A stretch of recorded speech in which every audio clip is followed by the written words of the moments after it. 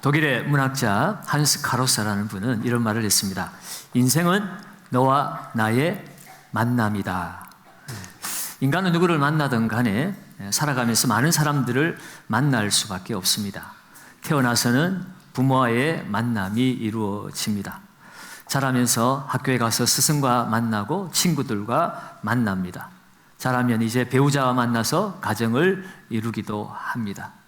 자식이 태어나면 자식과의 만남을 이루어 갑니다. 이렇게 인생은 수많은 사람들을 만나면서 이루어져 간다고 볼 수가 있습니다. 그런 면에서 인간의 행복과 불행 또한 만남을 통해서 결정되는 것이라 말할 수 있습니다. 좋은 배우자, 좋은 부모와 자식을 만날 때 그 가정은 행복할 수 있습니다. 나라가 행복하기 위해서도 좋은 지도자를 만나야 하고, 지도자는 좋은 백성을 만날 때 그 나라는 행복할 수가 있습니다. 그런데 이 세상에서의 모든 만남을 뛰어넘는 진짜 중요한 만남이 있습니다. 여러분들 다 예상하고 계시겠지만 바로 예수 그리스도와의 만남입니다. 예수님은 하나님이시며 하나님이시기에 생사화복의 주인이십니다. 우리가 행복하기를 원한다면 그 복을 수요하시는 하나님을 만나야 진정으로 행복할 수가 있기 때문입니다. 예수님은 이 땅에서 우리가 원하는 복, 환경적인 복, 관계의 복, 물질의 복, 이 모든 것을 다 주실 수 있는 분이십니다. 그러나 정말 우리에게 주시고자 하시는 중요한 복이 있다면 그것은 내 영혼이 하나님 나라에 영원히 거하게 되는 생명의 복입니다. 그 복은 오직 예수님만이 주실 수가 있습니다.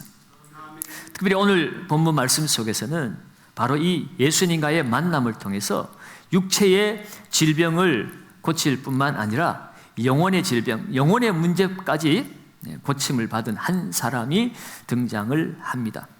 오늘 본문을 통해서 그 주님과의 아름다운 만남이 어떻게 이루어졌는지 살펴보면서 오늘 아직도 이 땅에 그 예수님과의 만남이 필요한 자들을 위해서 우리는 어떻게 살아야 하는지 함께 은혜를 나누기를 원합니다. 예수님께서 어느 날 갈릴리의 가버나움이라고 하는 도시로 가셔서 그곳에 한 집에 들어가셔서 하나님 나라의 말씀을 가르치고 계셨습니다. 그런데 그 사이에 예수님께서 그 가버나움에 오셨다는 소식이 온 가버나움 동네에 그 도시에 다 소문이 퍼졌습니다. 소식을 들은 사람은 너도 나도 할 것 없이 모두가 다 예수님을 만나려고 예수님이 거하시는 그 집으로 몰려들기 시작했습니다. 몰려드는 사람들의 이유는 다양합니다. 병을 고치기 위해서 오는 사람도 있고, 좋은 가르침을 듣기 위해서 오는 사람도 있고, 자녀들을 축복해 주시기를 바라는 마음으로 오는 사람들도 있고, 배고픔을 해결하기 위해서 오는 사람들도 있었습니다. 많은 사람들이 그 예수님으로부터 뭔가 얻기를 바라고 예수님의 기적을 바라고 찾아왔습니다. 그야말로 그 집 앞에는 인산인해를 이루었습니다. 그런데 오늘 본문 속에는 그 많은 사람들 중에 특별히 눈에 띄는 한 사람을 우리에게 소개합니다. 3절 말씀을 한번 봅니다. 사람들이 한 중풍병자를 네 사람에게 메워가지고 예수께로 올세라고 합니다. 한 중풍병자가 등장합니다. 여러분, 이 중풍병도 아시다시피 그 증상에 따라서 중증이 있고 경증이 있습니다. 중풍을 가볍게 맞은 사람은 좀 불편해도 그래도 걷고 다닐 수가 있고 말할 수도 있는데, 이 병이 심한 사람은 아예 마비가 되어서 움직일 수도 없는 중한 병에 처하는 사람도 있습니다. 오늘 이 중풍병자는 침상에 누인 채로 메고 왔다는 것을 보니 스스로는 걸을 수 없는, 적어도 하반신이 마비되었거나 전신이 마비된 중증 환자였음을 우리가 추측해 볼 수가 있습니다. 그야말로 절망의 사람이었습니다. 괴로움의 사람이었습니다. 슬픔의 사람이었습니다. 많은 사람들이 이 환자를 보면 안타까워하면서 얘기를 했을 거예요. 예수님께 가봐, 그러면 그 병 고칠 수 있어 라고 말했을 겁니다. 그러나 그 말만 가지고는 아무런 도움이 되지를 못합니다. 그런데 오늘 이 중풍병자에게 말만 하지 않고 자기들이 직접 이 중풍병자를 침상채로 메고 예수님께로 데리고 온 사람들이 있었습니다. 이들은 그저 기도만 하고 알아서 하겠지라고 내버려 두지 않았습니다. 어떻게 하면 이 사람들을 도울 수 있을까를 생각하고 고민한 끝에 그들은 실천에 옮겼습니다. 아마 한 사람뿐이었다면 이런 생각, 이런 행동을 할 수 없었겠지요. 다행히 마음에 맞는 네 사람이 있었습니다. 어쩌면 그 네 사람보다 더 많은 사람들이 함께 힘을 합쳤을 것 같아요. 침상이 네 귀퉁이니까 네 사람만 모였을 뿐이지 사람들이 그들을 데리고 왔다고 하니 어쩌면 네 사람보다 더 많은 사람들이 이 사람을 위해서 함께 수고를 한 것이라고 볼 수가 있습니다.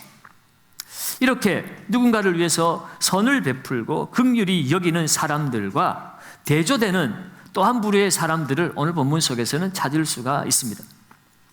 4절 상반절에 보시면 무리들 때문에 예수께 데려갈 수 없으므로, 이 환자를 침상에 메고 오는 데까지는 좋았습니다. 그런데 정작 코앞에 와서 예수님을 바로 눈앞에 두고도 예수님 앞으로 나아갈 수가 없었습니다. 무리들 때문이라는 것입니다. 앞서서 먼저 예수님 만나려고 찾아온 수많은 사람들이 좋은 자리를 차지하고 예수님 말씀을 들을 수 있는 자리, 예수님이 잘 보이는 자리, 그 자리를 이미 선점을 하고 있었던 거죠. 이들은 이 중풍병자의 그 고통과 아픔을 외면했습니다. 그들을 위해서 길을 좀 터주면 좋겠는데 이 친구들이 얼마나 외쳤겠어요. 이 불쌍한 사람 좀 도와달라고, 길 좀 열어달라고 아무리 소리쳐 보았지만 이 사람들은 들은 척 만척 외면했습니다. 내 문제가 문제라는 겁니다. 내 문제 해결하고 그 다음에 당신 문제라는 거죠. 여러분, 이처럼 예수님 앞에 나와 있으면서도 예수님을 따른다고 하면서도 세상 사람들과 다를 바 없는 이기적인 삶을 얼마든지 살 수 있음을 오늘 예수님 앞에 예수님 말씀 듣고자 와 있는 사람들 모습 속에서 우리는 발견하게 됩니다. 이제 더 이상 나아갈 수가 없게 됐습니다. 큰 장벽에 부딪혔습니다. 어떻게 해야 될까요? 예상하지 못한 장벽에 부딪히면 사람들은 누군가를 원망하기 시작합니다. 희생양을 찾죠. 신세 타령을 하기도 합니다. 운명론에 빠지기도 합니다. 여기까지인가 보오. 우리는 최선을 다했지만 운명이 우리를 도와주지 않네. 이러면서. 그죠? 중풍병자를 데리고 온 이 네 친구들도 어쩌면 최선을 다했으니까 후회 없다, 여기서 포기하자라고 그렇게 말할 수도 있었습니다. 그런데 오늘 성경 말씀을 보니까 그들은 포기하지 않았습니다. 그들은 믿음으로 이 장벽을 돌파해냈습니다. 사실 이들이 처음부터 침상을 메고 올 때는 믿음이 있었어요. 예수님께만 데리고만 가도 끝이 난다, 해결된다. 우리는 고칠 수 없지만 예수님께 나아가면 예수님이 반드시 고쳐주시리라는 믿음이 있었습니다. 그래서 이 믿음이 그들을 포기하지 않게 했습니다. 그 믿음이 남들이 생각하지 못한 생각을 하게 했고 남들이 생각하지 못한 행동으로 옮기게 만들었습니다. 어떤 일이 일어났습니까? 4절 하반절에 보시면 그 계신 곳에 뭐 했습니까? 지붕을 뜯어 구멍을 내고 중풍병자가 누운 상을 달아내리니, 이 사람을 고치겠다는 일념 때문에 황당하기 짝이 없는 일을 행하고 있는 것입니다. 남의 집에 지붕을 뜯는 일이 가능한 일이겠습니까? 남의 집 지붕에 올라가서 그 집에 구멍을 뚫어버렸어요. 정말 돌출 행동이 아닐 수가 없습니다. 너무나 황당한 일을 하고 있어요. 더군다나 이 광경을 바라보시는 예수님은 더 황당할 수밖에 없습니다. 여러분, 구멍을 내는데 금방 냈겠습니까? 당시에는 흙으로 나뭇가지를 이렇게 짓이겨서 지붕을 덮었으니까 뚫을 수는 있다고 봐요. 지금처럼 콘크리트는 아니니까. 그래도 적어도 시간이 좀 걸렸을 거예요. 몇 분이라도. 그 구멍을 뚫는 순간에 그 밑에서 예수님이 사람들에게 하나님 나라의 도를 가르치고 계셨어요. 그럼 얼마나 방해가 되었을까요? 저같이 못난 사람도 찌익거리는 소리도 신경이 쓰여가지고 헷갈리는데, 위에서 지붕에서 소리가 나고 쿵쿵 소리 나고 진흙이 막 떨어지고 그러면 여러분 분위기가 어떻게 되겠습니까? 도저히 어떻게 할 수 없는 그런 불쾌한 상황이 아닐 수가 없습니다. 아마 저 같으면 내가 다 도와주고 싶지만 저 사람들은 안 되겠다. 저렇게 예의 없는 사람들, 저 사람들은 도와줄 이유가 없어. 저 사람들은 내 앞에 와도 거절, 내보내. 아마 이렇게 얘기했을 수도 있지요. 그런데 예수님은 이 황당한 일을 벌이는 사람들을 오히려 두둔하셨습니다. 그들을 향하여서 그들의 믿음이 귀하다고 말씀하시는 거예요. 오늘 5절 상반절에 보시면 예수께서 그들의 무엇을요? 믿음을 뭐 하셨다고? 보시고 그들의 믿음을 보셨다는 거예요. 그들의 황당한 짓을 본 것이 아니라 사람들은 저들을 보고 황당한 일이다라고 저렇게 예의 없는 사람들일까 하고 그들을 판단하고 그들을 정죄했을지 모르지만 예수님은 그들에게 믿음을 보셨다라고 말하고 있습니다. 누군가를 돕고자 하는 그 구멍을 뚫고 있는 그 내 친구들의 믿음을 주님께서 귀하게 여기신 것입니다. 그러니까 오늘 이 중풍병자가 예수님을 만나는 것은 중풍병자의 믿음도 있었겠지만 사실은 이 중풍병자의 믿음이라기보다는 그를 메고 온 그 친구들의 믿음 때문에 오늘 이 중풍병자는 예수님을 만나는 복을 얻게 되었습니다. 예수님을 만난 중풍병자가 어떻게 되었을까요? 5절 하반절을 보십시다. 5절 하반절을 보시면 중풍병자에게 이르시되 작은 자야 내 죄사함을 받았느니라 하시니. 아멘. 예수님은 병고침을 받으러 온 이 중풍병자를 향하여 죄인이라고 말씀합니다. 여러분, 중풍병자의 문제는 외적인 질병의 문제가 진짜 문제가 아니었습니다. 주님은 그 사람의 속을 보고 계셨습니다. 숨은 죄의 문제를 우리 주님은 더 관심을 가지고 보셨습니다. 오늘 이 말씀 속에서 주님이 기적을 행하시는 목적을 우리는 발견하게 됩니다. 예수님은 오늘 이 중풍병자를 치유하시는 사건을 통해서 주님은 주님이 누구신가를 이 사람들에게 나타내고 싶으셨어요. 그래서 단순히 주님은 세상에 와서 병 고치시는 분이 아니라 우리의 죄악의 문제를 해결해 주시는 하나님이심을 이 세상 사람들에게 알리시기 위해서 주님은 기적을 행하시는 것이었습니다. 오늘 본문 10절에도 보면 그러나 인자가 땅에서 죄를 사하는 권세가 있는 줄을 너희로 알게 하려 하노라. 주님은 이 땅에 병 고치러 오신 분이 아니라 이 땅의 인류의 모든 죄 문제를 해결하러 오신 분이시고 그 문제를 해결하실 수 있는 하늘과 땅의 모든 권세를 가지신 하나님이심을 이제 너희로 알게 하기 위함이라고 말씀합니다. 주님은 우리 인간 깊은 속의 죄 문제를 해결하시러 오셨습니다. 사실 인생이 겪고 있는 이 땅의 모든 질고는 결국은 죄로부터 기인한 것입니다. 아담과 하와가 죄를 짓기 전에, 하나님께 불순종하기 전에 그때의 상황은 질병도 고통도 아픔도 외로움도 없었습니다. 죄가 들어오고 나서 그 이후로 사람은 죄의 삭수로 사망이 찾아왔고 그 사망의 순간에 이르기까지 우리는 온갖 질병과 고난과 시험과 고통 속에서 살아가다가 죽게 되어지는 것이 인간에게 처해진 운명입니다. 그러니까 질병 하나 고친다고 인생의 문제가 해결되는 것이 아니죠. 근본 뿌리가 해결이 되어야 되는 거예요. 이 세상의 모든 질고의 뿌리는 인간의 죄로부터 시작했습니다. 그러니 죄 문제를 해결하지 않고 질병을 고쳐놓는 것은 무의미한 것입니다. 결국 죄 문제가 해결되지 않으면 우리는 또 다른 질병에 걸리거나 또 그 질병이 다시 재발하거나 아니면 또 다른 이유로 결국은 죽음을 향하여 나아갈 수밖에 없는 것이 인생에 처해진 운명입니다. 어쩌면 중풍병자도 오랫동안 이런 고뇌를 했을지도 모릅니다. 다른 사람 다 멀쩡하게 잘 살아가는데 왜 나만 이런 질병이 찾아와가지고 이렇게 고난을 당하는가? 내가 죄가 많아서 그런 것 아닌가? 그런 생각을 아마 이 환자도 얼마든지 했을 법합니다. 그 마음을 우리 주님은 잘 알고 계셨어요. 그래서 그 중풍병자를 향하여 그 질병을 고쳐주기 전에 먼저 작은 자야 내 죄사함을 받았느니라. 여러분, 작은 자라는 이 단어 표현은요, 친근감의 표시입니다. 두렵고 떨리고 공포와 가운데 인생의 모든 즐거움 가운데 고통하며 살아가는 그를 안타까이 여기시며 작은 자야 라고 친밀하게 불러주시는 주님이세요. 그리고 내 죄사함을 받았느니라 말씀합니다. 같은 병행 구절인 마태복음 9장 3절에는 작은 자야 안심하라, 내 죄사함을 받았느니라. 안심하라 라는 말이 하나 더 첨가가 되어 있습니다.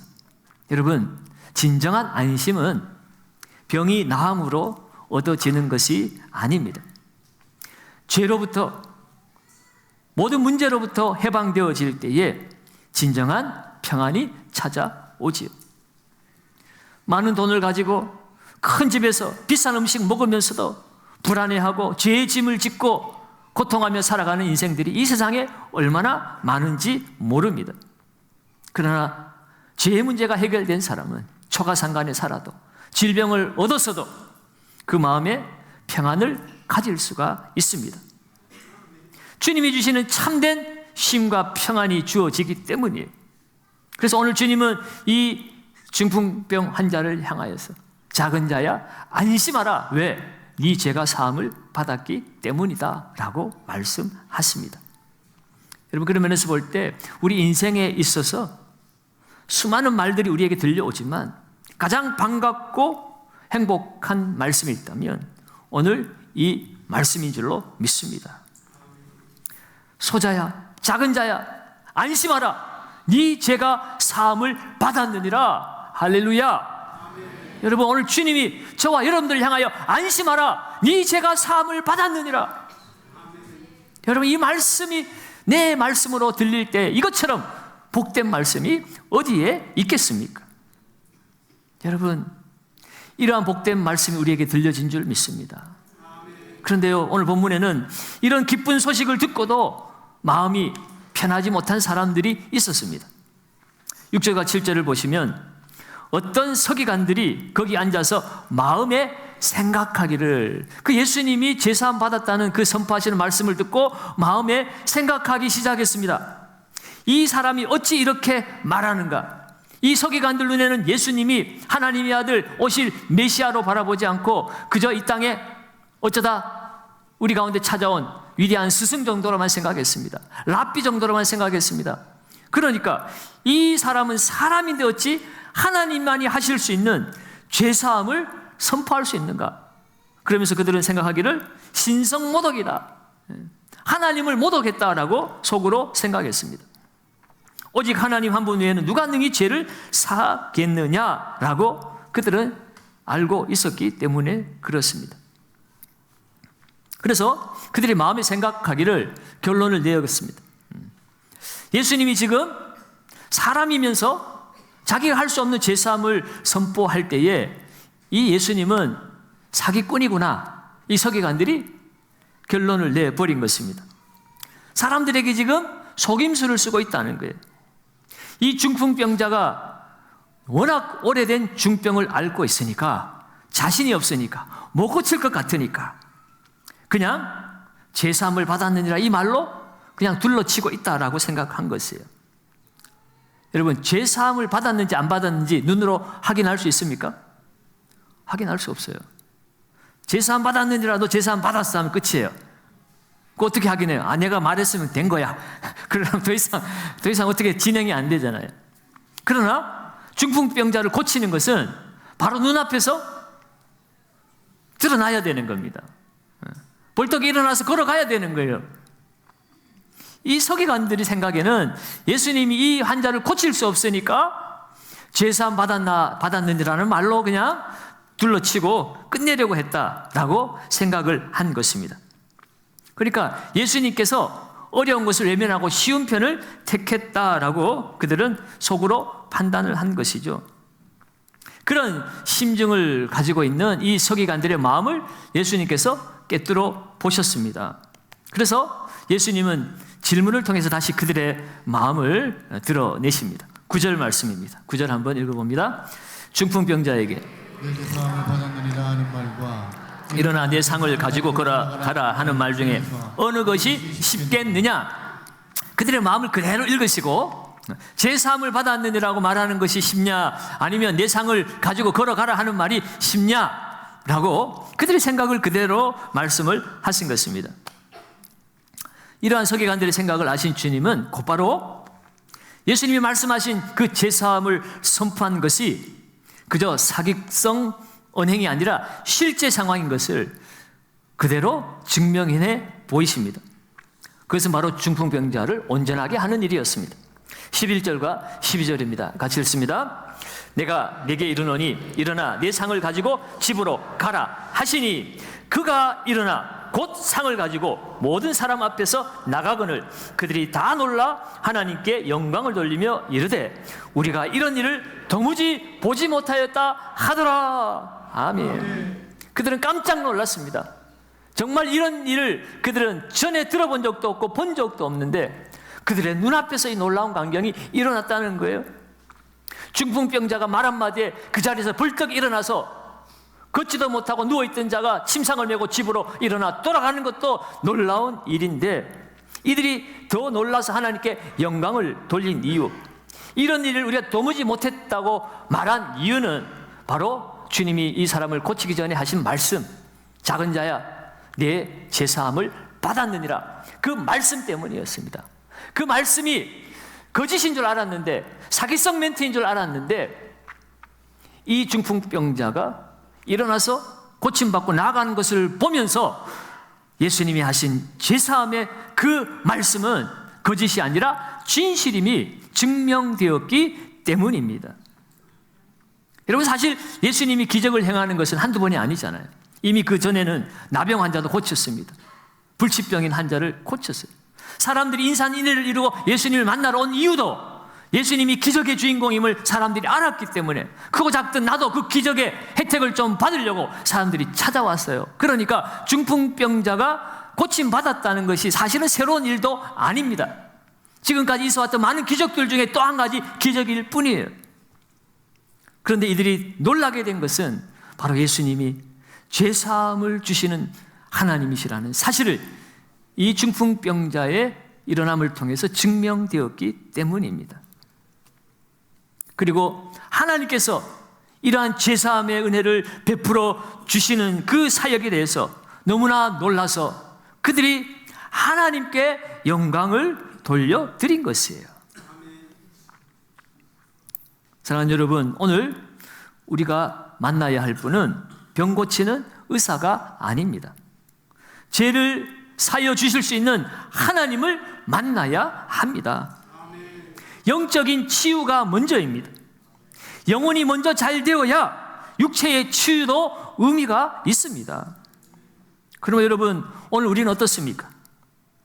우리가 육체가 병들었어도, 가난해도, 연약해도 우리는 예수님을 이미 만난 사람들입니다. 예수님을 통해서 제사함을 받은 사람들입니다.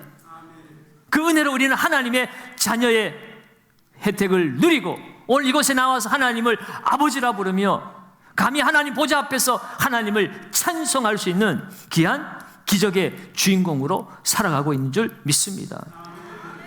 이전에 우리는 이 가버나움의 중풍병자와 같은 절망의 사람들이었습니다. 지옥의 사람들이었습니다. 멸망의 자식이었습니다. 진노의 자식이었습니다. 마귀에게 노예가 되어 끌려다니는 자들이었습니다. 스스로는 하나님 앞에 나아갈 수 없는 죄인들이었습니다. 그런데 성부 하나님의 그 사랑 안에서 기쁘신 뜻 가운데 우리를 예정하시고 선택하시고 우리를 구원하시고 작정하신 그 하나님의 은혜로 성자 하나님이 이 땅에 오셔서 날 위해서 십자가에 죽으시고 부활하심으로 또한 성령 하나님께서 그 예수 그리스도의 십자가의 복음을 믿을 수 있도록 우리의 마음을 열어주시고 예수를 영접할 수 있는 은혜를 주셨기에 오늘 우리는 하나님 나라의 백성이 되는 구원의 복을 이 자리에서 누리고 있는 줄 믿습니다. 그렇다면 여러분, 오늘 우리는 이 놀라운 복을 받은 사람들입니다. 그렇다면 이제 이 땅 가운데서 우리가 해야 할 일들이 있습니다. 그것은 내가 주님을 만난 것처럼 아직 주님을 만나지 못한 우리의 사랑하는 이웃들, 형제, 자매들, 그들을 예수님을 만나도록 하나님께로, 주님께로 그들을 데리고 가야 합니다. 지금까지는 나 혼자 병났고, 나 혼자 잘 먹고, 나 혼자 잘 살기 위해서 때로는 다른 사람의 가는 길까지 막아서며 살았던 인생이었다면, 이제는 이 중풍병자를 메고 온 사람들처럼 누군가를 도와주고 누군가를 일으켜 세워주고 생명을 주는 삶을 살아야 합니다. 예수님은 요한복음 15장 13절에서 말씀하시기를 사람이 친구를 위하여 자기 목숨을 버리면 이보다 더 큰 사랑이 없느니라 라고 말씀했습니다. 예수님은 우리를 위해서 자신의 목숨을 아낌없이 십자가에 내어 주셨습니다. 우리의 진정한 친구가 되어 주셨습니다. 여러분, 그렇다면 우리도 누군가의 친구가 되어야 합니다.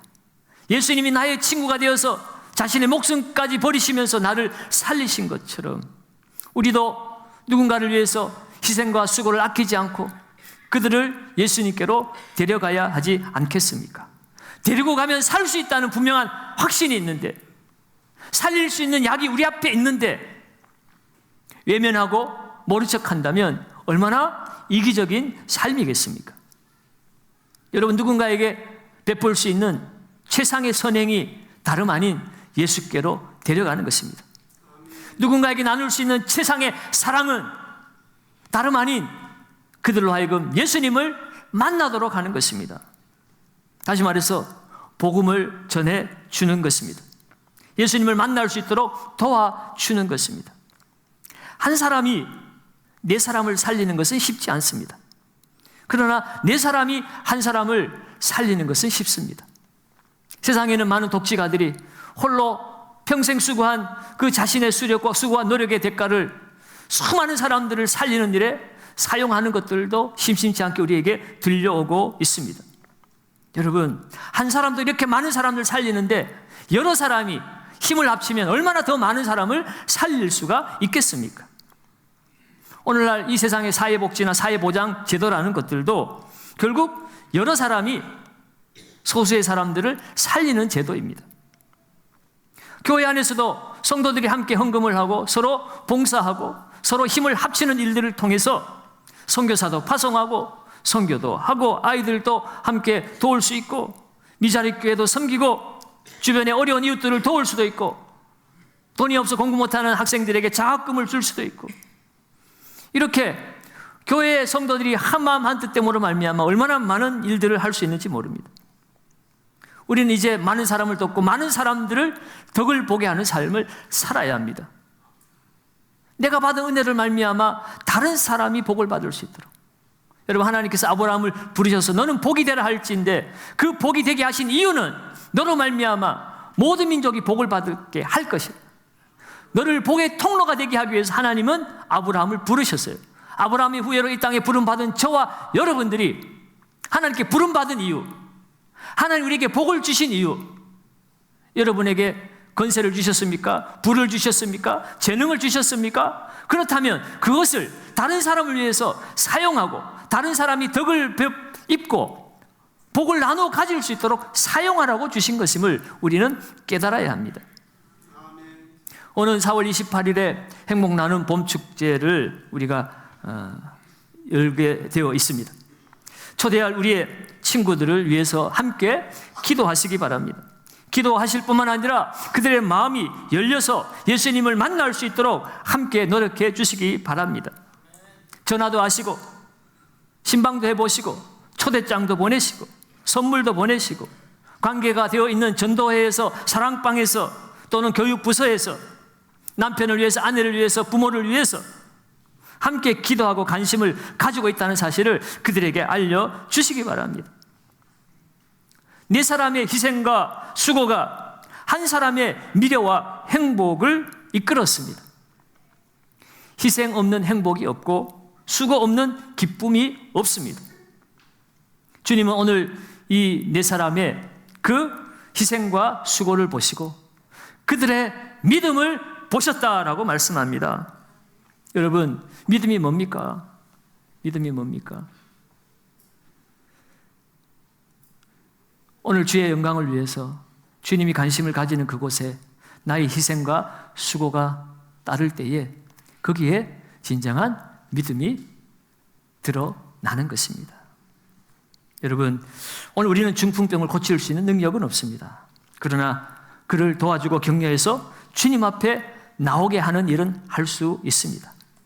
그 일을 위해서 함께 그 고난받는 자의 침상을 짊어맬 수 있는 희생과 수고가 오늘 우리의 몫이 되는 것을 여러분 기뻐하시기 바랍니다.